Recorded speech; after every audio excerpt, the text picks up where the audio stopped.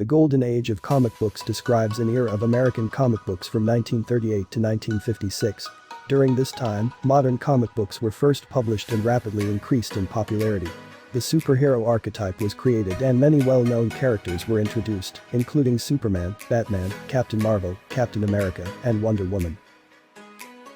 The first recorded use of the term Golden Age was by Richard A. Lupoff in an article, Rebirth, published in issue 1 of the fanzine Comic Art in April 1960.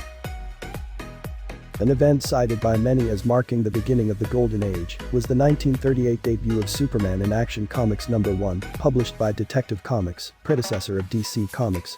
Superman's popularity helped make comic books a major arm of publishing, which led rival companies to create superheroes of their own to emulate Superman's success. Between 1939 and 1941, Detective Comics and its sister company, All American Publications, introduced popular superheroes such as Batman and Robin, Wonder Woman, The Flash, Green Lantern, Dr. Fate, The Atom, Hawkman, Green Arrow, and Aquaman.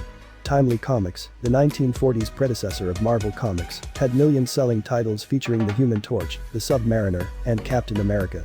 Although DC and Timely characters are well remembered today, circulation figures suggest that the best-selling superhero title of the era was Fawcett Comics' Captain Marvel, with sales of about 1.4 million copies per issue.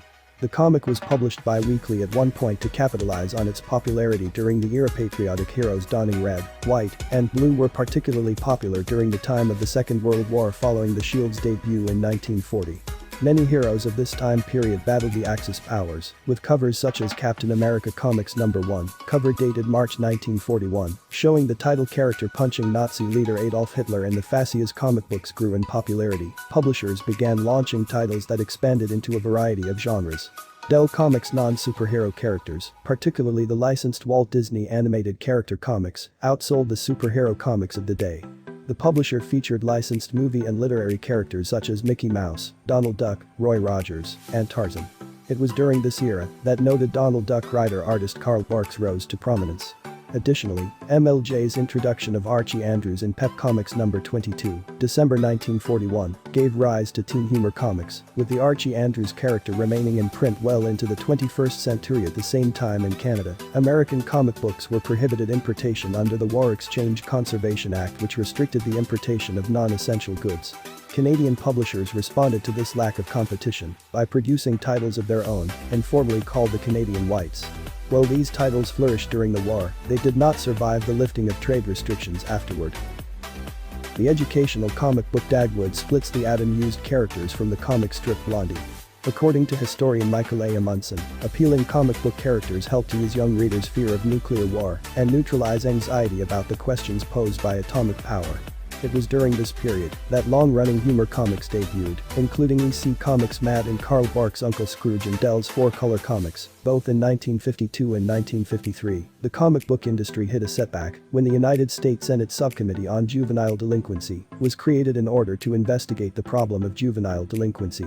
After the publication of Frederick Wortham's Seduction of the Innocent the following year, that claimed comics sparked illegal behavior among minors, comic book publishers such as EC's William Gaines were subpoenaed to testify in public hearings.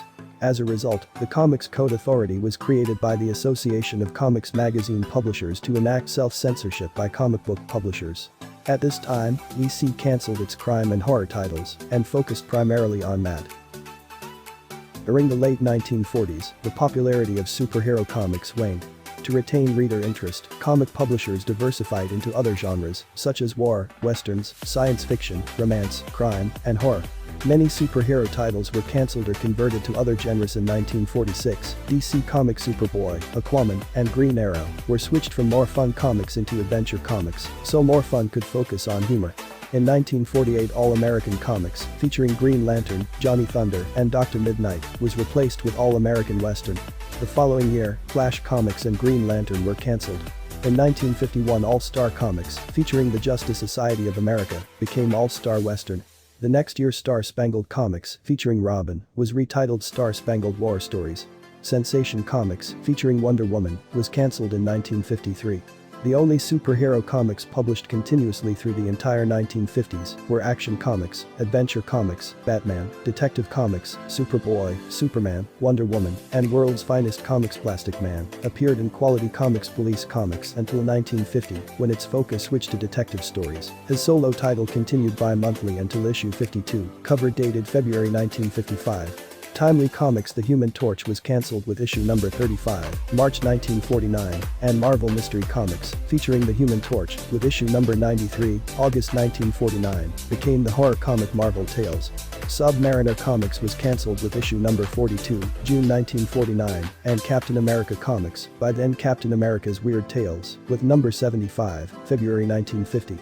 Harvey Comics' Black Cat was cancelled in 1951 and rebooted as a horror comic. Later that year the title would change to Black Cat Mystery, Black Cat Mystic, and eventually Black Cat Western for the final 2 issues, which included Black Cat stories.